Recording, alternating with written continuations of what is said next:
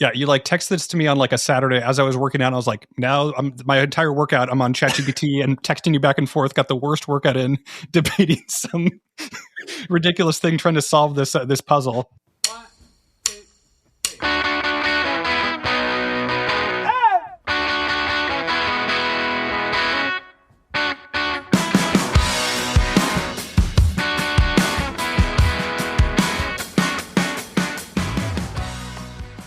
Coming up, Tim and I are going to unpack the big announcement from the USDA and MAHA about regenerative agriculture, and also talk about where Regen sits today, about our thoughts on regenerative agriculture as a whole.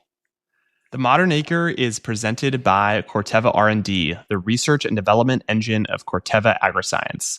Corteva is a global pure-play agriculture company that combines industry-leading innovation and high-touch customer engagement to deliver solutions for the world's most pressing agriculture challenges. Corteva's global R&D teams are dedicated to advancing science and technology for modern agriculture, tackling challenges like climate resilience, pest and disease pressure, weed resistance, and sustainable productivity. Through world-class research, Corteva R&D is pioneering solutions to shape the future of agriculture. Their robust pipeline is laser-focused on delivering differentiated products and lasting value to help farmers grow and protect their productivity now and in the future. All right, Ty, this morning it was chilly out. It was 6:30. I was getting my workout in. Usually I'm like dialed into a podcast. I mixed it up and listened to the USDA MAHA announcement of this new Regen initiative. So a little bit different. I know you were cozy in bed, curled up at that hour, but I was just kind of double dipping to getting a workout in, getting my learning on. You sound so insensitive. The audience knows I have a newborn. Oh, Ty, like, come on, Ty. I've got a 1-year-old. I was up at 4:45 getting the baby. Just keep it rolling. Run it back straight from the feeding into the workout. I know that's always the biggest question is like when you get an early wake up from a baby, like do you just keep it rolling or do you go back to sleep? It is tough to make the wise decision. The mature decision is to keep it rolling and stay up, but it is not easy sometimes. Yeah, I think if there's a 5 in front of it, you just stay up. If there's a 4, yeah, it's debatable. Tim, you're in a little bit of a grouchy mood. You watched this announcement about regenerative agriculture from Secretary Rollins and RFK Jr.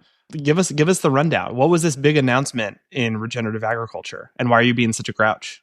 I'm not being a grouch. I think like in a silo, it's a good announcement. I think there's some positives here. Looking at kind of the broader context of like prior updates from earlier administrations around regenerative agriculture, I think some nuance to chat through there. But basically the announcement came out and they announced kind of this new fund. It's going to be a pilot program, $700 million specifically for regenerative agriculture. It's going to be administered in 2 parts, both by NRCS through their EQIP grant and their CSP grant. So these are existing programs that are already in place that this pool of funds will go into.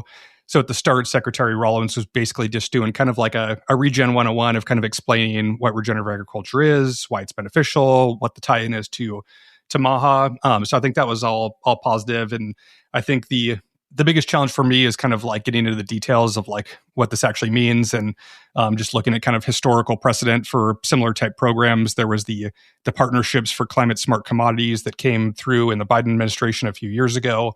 That set of funds was $3.1 billion. So, orders of magnitude bigger for, a similar approach, like they called it climate smart commodities. But essentially what that was, regenerative principles and making investments there. Of that program, I think they deployed to 14,000 farms or so.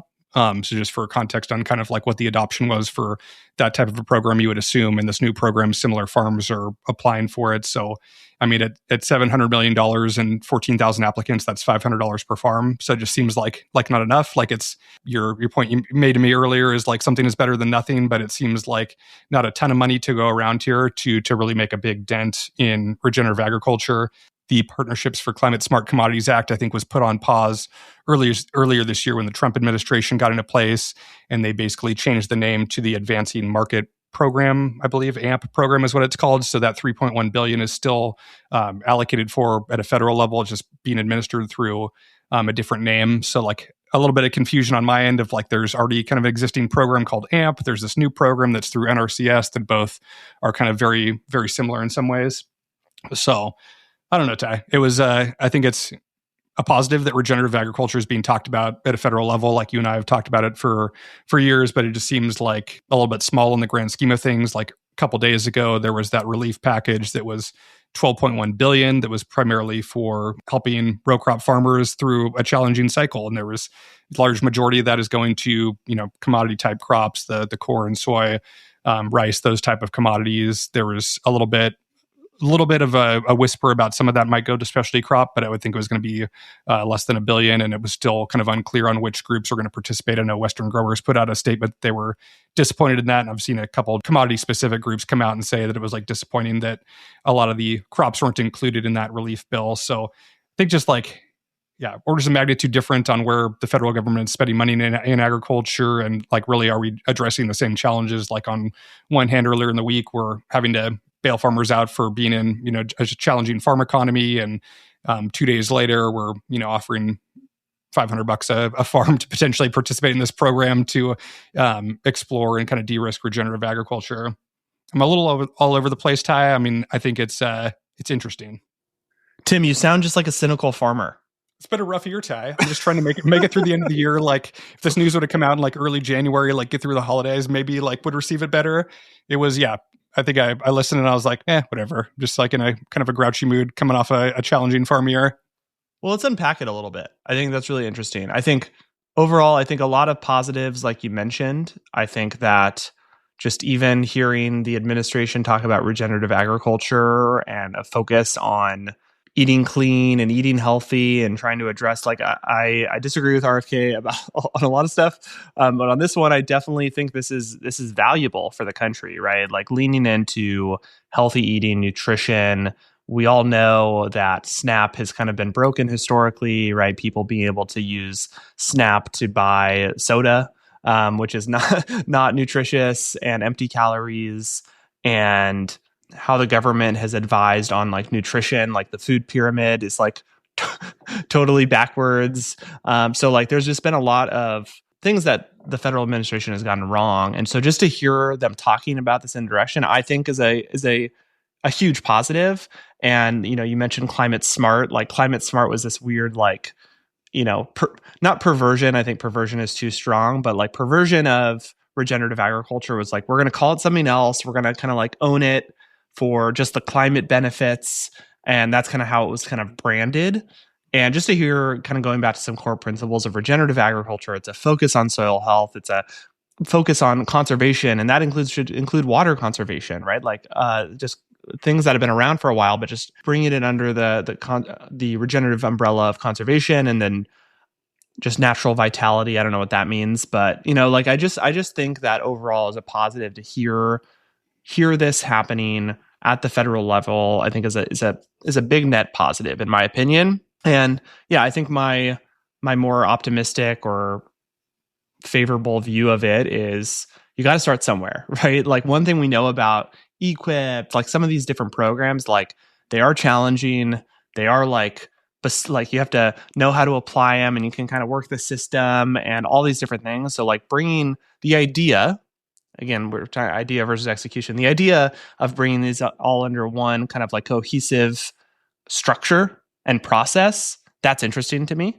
I think like from a processing perspective, there's a huge opportunity like to consolidate, centralize some of these like steps for growers to be incentivized for different programs. So like if there's any way to like consolidate those processes, I think that's also a huge win in my opinion.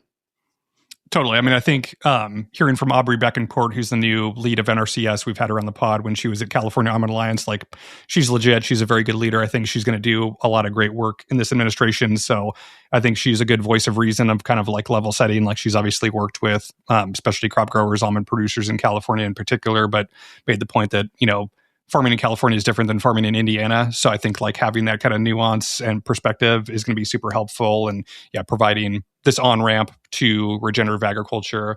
I think it's good to talk about. I think one of the things I struggle with regen, Ty, is like some of the kind of the biggest voices like just kind of like over idealize and kind of like oversimplify like what regenerative means of like, oh, it's just this like, Disneyland farm where there's chickens and cows running around, and it's like just everything is like everything is so happy, when like most farms don't look like that, and there's a lot of reasons why with its food safety. If like you put a chicken on our farm, that'd be a big no-no for trying to get a food safety approval. So there's a lot of like nuance here, and like some of the talking points I think are just like oversimplifications of like what regenerative agriculture actually means. I totally agree with you. I think that's spot on. And I think these things hopefully work themselves out and meet in the middle. But yeah, there is a huge disconnect between people and probably a huge disconnect between RFK and like what he understands about, like, I think he's promoting regenerative agriculture, but I don't know. It's not clear to me if he understands the complexity on the ground that you just referenced. Like in our neck of the woods, like we've done cover crops, a number of different cover crops, but to get a cover crop germinated in our climate and our context is incredibly difficult from a timing and a weather perspective to make it happen. And then if you invest in this cover crop and it doesn't germinate, it's like you're SOL. Like you've invested the money. So, if something like this fund could de-risk that, where, hey, we could try it and it allows us kind of de-risk some of these methods that we're usually on the hook for, I think that's really interesting. So I think it'll be interesting. The devil's in the details on this, Tim. Totally. Yeah, they're calling it a pilot. So how long this lasts, how many years it's in play, still TBD. At the end, they were doing a little Q&A, and like just for additional context, they said the USDA is spending $400 million a day on the nutrition programs like SNAPs, and this is $700 million. So it just kind of like orders of magnitude smaller, but to your point, you got to start somewhere. Tim, I'd love to just dig in quickly. Like, we were recipients, not directly, but indirectly, of the Climate Smart grant. Like, from your farmer perspective, like, how did that go? Like, was that a success in your eyes? Yeah, so we applied through kind of one of the beneficiaries, because it wasn't direct to farmers with that program. It was administered through various groups. We got one that was basically intended to be kind of this 3-year pilot where we identified a couple fields on the farm where we could deploy regenerative principles. So we focused on cover cropping and nutrient management, introducing kind of more biologicals, looking at off-season soil amendments, as well as producing cover crops. So it started year one. We went through the program. It was very beneficial. We had kind of a budget stipend per acre for those fields to basically invest in these various principles, and it covers the management cost to actually implement these. And as part of the like requirements, there was annual year-over-year soil testing. So like year one took a baseline soil sample, and then year two is basically this year. And like at the start of the year was basically like programs on pause. And so at that point, it's like, we're going into a really challenging year. I don't know if we want to like necessarily spend the money. If we don't, we're not going to get reimbursed for it if the grant is off the table. And over the course of this year, the program is kind of returned as AMP. We haven't seen any proceeds or like any payments from the AMP program yet. It's still a little bit TBD. The federal government was shut down earlier this year as well, that I know like put a freeze on a lot of funds coming from the federal government. So I think that's challenges like administration changes, and like you have this grand design of like, here's a field that we're going to look at over 3 years and actually like prove out value, and like administration changes, and that basically is like almost like a lost activity. Like we still did the work, but there's like it's unclear on kind of what's going to happen in year 2, year 3. Well, that's a big bummer. It is a big bummer. Tim, you are bringing me down today. Grouchy response to this announcement, and then this news about our regen trials. I mean, it makes total sense. I don't blame you. I think that it's a bummer, the state of that program. Yeah, big bummer. It's just like it's just a tough year, Ty. Like everyone's just kind of like being very diligent on the expense side and like trying anything new or trying to get cute this year when margins are already so low as is. It's just like really challenging to get growers to try something new and take a risk. And like that, like it's a huge risk to like jeopardize yield or producing the crop. And so like programs like this are important to like provide that on-ramp and like give a little bit of a backstop where it's like, I don't really have the budget for a cover crop, but if I could get some funds to like try it out and see if it works for my system, that'd be great to kind of de-risk things and reimburse for certain activities like this. Totally. All right, Tim, let's pivot to another topic around regenerative agriculture. So I was at Whole Foods in San Diego this weekend we were doing like Christmas baking. If you're, I don't know if you're in the holiday spirit, have any holiday cheer over there, but I went on an errand to pick up some baking supplies, and I was noticing a few things. One was that like Whole Foods is really pushing the regenerative organic white label. So they have like a lot of products that are the Whole Foods white label that are regenerative organic certified. I thought that was just like on its surface really interesting because they've definitely like invested and leaned into regenerative organic, which we can discuss. And then specifically, my wife asked me to pick up some cocoa powder. You ever like, I feel like getting a list from your wife and going into a grocery store, like I'm not operating at peak performance. Like I go into the grocery store, I literally black out. I'm like, I don't know where a single thing on this list is. Yeah, I've had some like just random like herb requests, and I'm like, I don't even know if they sell this at a grocery store. Like, I don't know what department, what section. What's your move? Do you go like ask someone, or do you just like wander until you find it? I'm usually like a wander and find guy because like usually if you're at the grocery store by yourself, like it's a little built-in break. You can't get wife pushback. Get those steps in. I'm not gonna like rush it. Meanwhile, you have a podcast in, you're distracted listening to something else. This is like also why you can't find the thing. So, meanwhile, 2 hours later, Tim, what took so long getting 5 items? Yeah, just they didn't have everything. The new one is our youngest is eats everything except on milk. She's a little picky, so she's on goat milk, and like finding goat milk is a needle in a haystack, and it's like never stocked, and so it's always makes the grocery store runs more challenging, like trying to get goat milk from the back. We tried it over Thanksgiving. We all took a shot of goat milk, and it was delicious. I could see why Hunter likes it. It was great, yeah. After a few glasses of wine, a little shot of goat milk, tastes perfect. Perfect nightcap on Thanksgiving. All right, so my wife was asking me to pick up cocoa powder, and I go to the aisle. There's two cocoa powders, Tim. One is, and both of them are Whole Foods white label. Okay, you with me? Two cocoa powders in the store, both Whole Foods brand. One of them was organic cocoa powder in a tin can.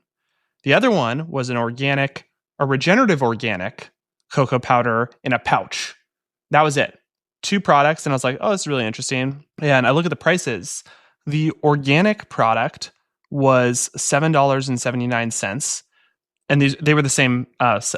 They were both 8 ounces. So before anyone starts coming for me of like they were different sizes, no, they were the same size.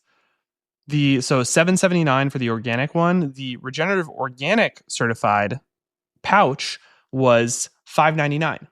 So this is like a pretty substantial difference and you would imagine that why I thought this was weird is because you'd think that the regenerative organic, which is like the stacked certification of both regenerative and organic, would be more expensive than the organic only thing. So I immediately, as we do, how many texts do we have back and forth of pictures from grocery stores?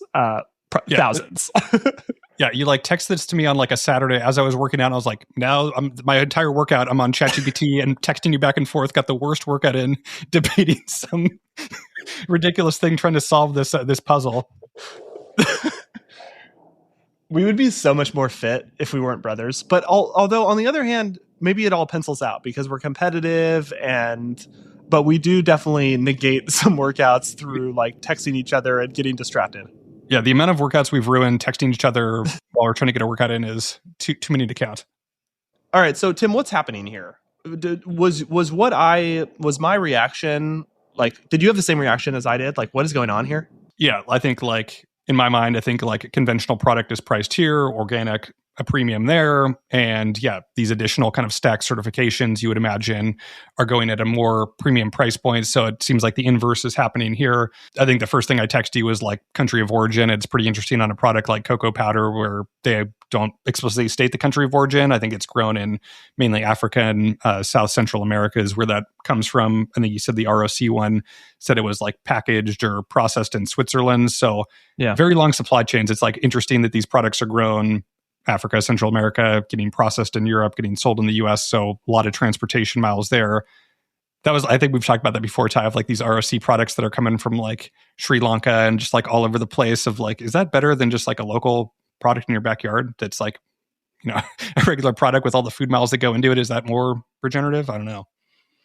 Yeah. So I think let's pause there. I think the first question is, like the country of origin and the logistics involved to arrive at the grocery store, right? And I think your point is so good. This is something that you've taken issue with a ton of like, and especially from a labeling perspective, you'll see a label that says like, the label will be misleading around country of origin. And I think that is a big issue. And then when we talk about regenerative agriculture, it's wild to me and wild to you that you have this like fancy regenerative organic label and it was produced in like some country across the world.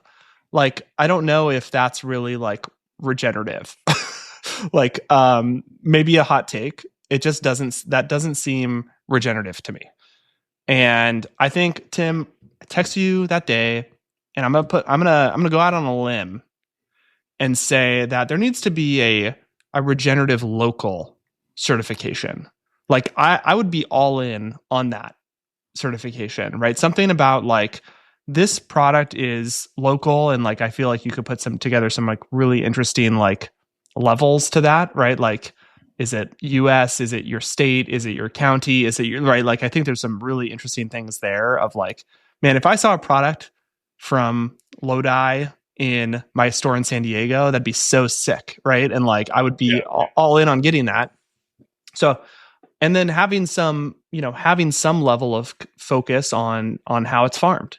And I think something that's probably more farmer friendly than what some of the other things we've seen, or more outcomes based, right? So I think there needs to be a local regen certification. I don't think it exists. I did a little research, and Tim, we were talking last week. I want to be on a board. If someone wants to do this, I am volunteering to be on the board for this. I think this is something that needs to exist. Like, we should be getting products in our grocery store that are from the state. That come from your local community. Ty, you're being crazy. And like, I think everything is nuanced, right? But like, I think what we've experienced, which is so incredibly frustrating as a consumer and as a farmer, is going into a grocery store, we're farmers ourselves, growing a product 10 miles away that in the store is being sourced from out of state. Like, that's so stupid. And like, I think it's such a big opportunity. And like, I don't think anyone would disagree with this. Like, if you go into the store and you see a crate of pumpkins, like, I think if price is equal, if everything is equal, there's a crate of pumpkins from 10 miles away and a crate of pumpkins from 300 miles away. Everyone's going to choose the local one every single time. Everyone wants that. And I just feel like there's a ton of dynamics at play of why these pumpkins are, the local farm is not serving this grocery store, but like, this needs to be fixed. And I think having a label that just makes more sense to me is like, local, a local label. Tim, by golly, I think I just signed myself for another side hustle. I want this to exist, man. Yeah, just a like very simple like local would be like local certification would be awesome. Tying in the regen component as well. Last week on the pod, we were talking about Ty's not on any boards. We put out kind of an open call to get Ty on a board. We haven't got him on a board yet. We got a couple people that reached out to explicitly state they don't want Tyler on their board. So we've got a couple proactive no's, but still looking for that board to get Ty on before the end of the year. If anybody is looking for a board member, I'm dead. You know who you are, who reached out and said, just to twisting the knife. Just to twist the knife, you will never be on my board. So anyway, all right. So Tim, I took this debate to LinkedIn, as I should. Posting weekend LinkedIn content is pretty unhinged, in my opinion. Totally unhinged. But posted it and got a lot of really interesting responses. I think what most people landed on in the comments was that the Regenerative certified, which was cheaper, was non-alkanized, meaning that it didn't have this additional processing step. Whereas the organic, just organic, that was more expensive, was alkanized and had this extra processing step, which is, I think, pretty involved. So I think that's what most people concluded was potentially driving the price. I think what Tim, what you had an original hypothesis about, just like, given the logistics of getting this to California, the weight difference could be a pretty substantial impact. And I agree that I think that could be a factor as well, of this tin versus the pouch, which I'm seeing more of these pouches type packaging in the grocery store.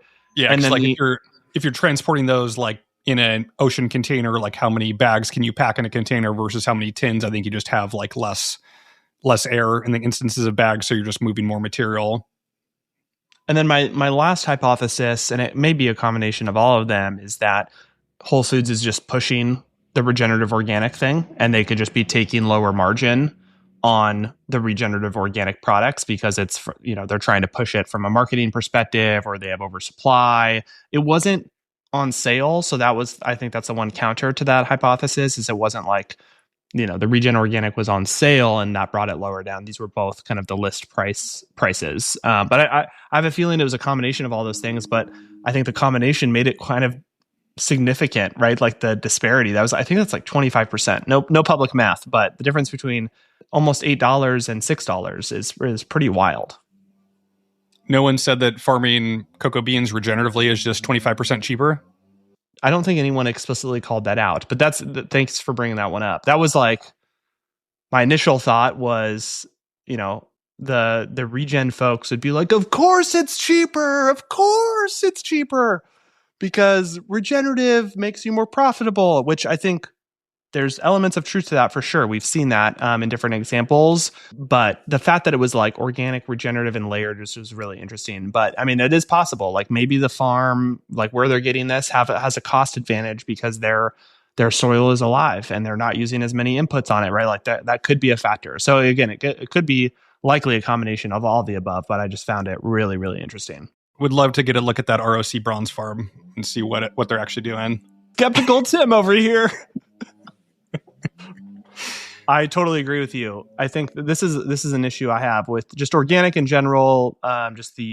We know the fraud that's existed in organic certification, especially overseas, and that hurts American farmers. But with this regenerative organic certification, what do these farms look like? Are they, are they abiding by these regenerative principles, or is it a race to the bottom in this scenario as well? Tim, I think new content idea. I think me and you need to just be like, and maybe even you, like you go, I've been telling you content ideas for years, since you're the farmer. Everyone, sees you as the farmer.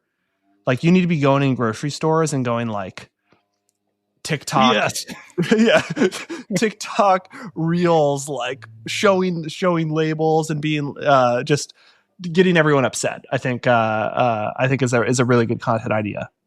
Yeah, I'm trying to like limit my exposure in grocery stores just because I get so triggered, especially when we're in the growing season. That's the worst. When I like you said, walk in and like we're growing something and they're featuring a product from out of state or out of country, and we're harvesting that crop literally 50 miles away.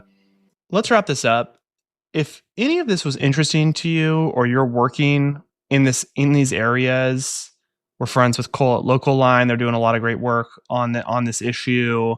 But just on this whole regenerative, local, we'd love to learn what you're doing, what you're building, how we could support, down to be on a board.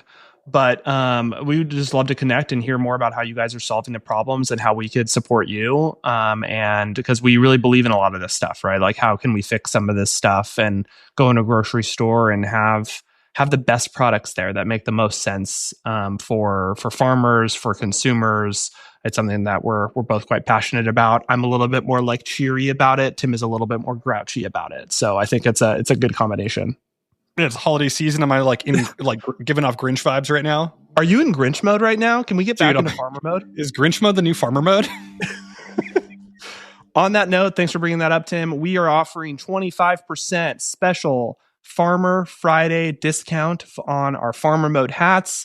Great stocking stuffer, Christmas gift. The code is Farmer Friday. Use it at farmermode.com. Get your Farmer Mode hat. You need it for 25% off. Huge deal on the Farmer Mode hat, not the Grinch hat that Tim will be wearing this holiday season. So appreciate you guys listening. We will be back next week.